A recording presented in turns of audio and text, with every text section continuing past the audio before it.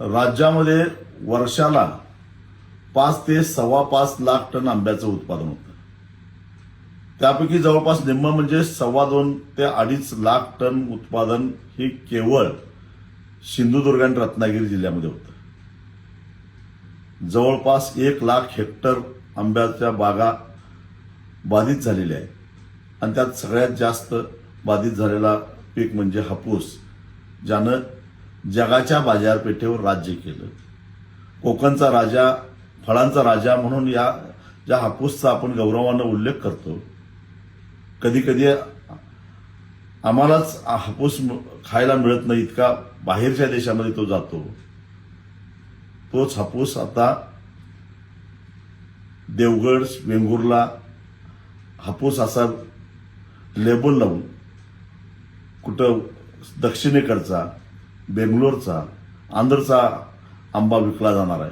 याचं कारण यावर्षी सिंधुदुर्ग आणि रत्नागिरी जिल्ह्यामध्ये केवळ 5 ते 10% आंब्याचं उत्पादन होणार आहे. आणि हे सगळं कशामुळं? तर नैसर्गिक आपत्तीमुळं. वातावरणामध्ये झालेल्या बदलाला शेतकरी जबाबदार नाही आहे.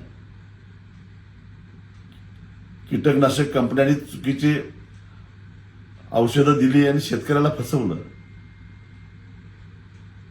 वातावरणामध्ये बदल झाला, शेतकरी खर्च करून कंगाल झाला आणि आज तो आंब्याला मोताज झाला.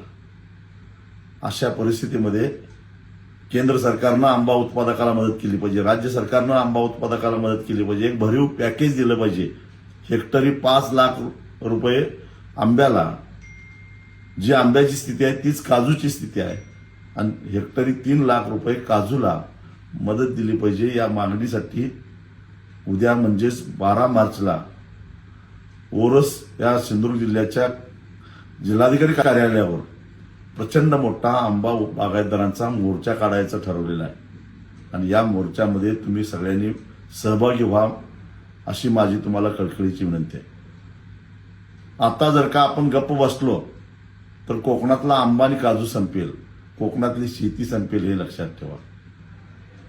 आणि जे आंबा पिकवत नाहीत त्यांनाही मला सांगायचं आहे, तुमच्या जिभेवर रेंगाळणारी हापूस आंब्याची चव जर कायम ठेवायची असेल तर कोकणात हापूस टिकला पाहिजे, कोकणात आंबा टिकला पाहिजे.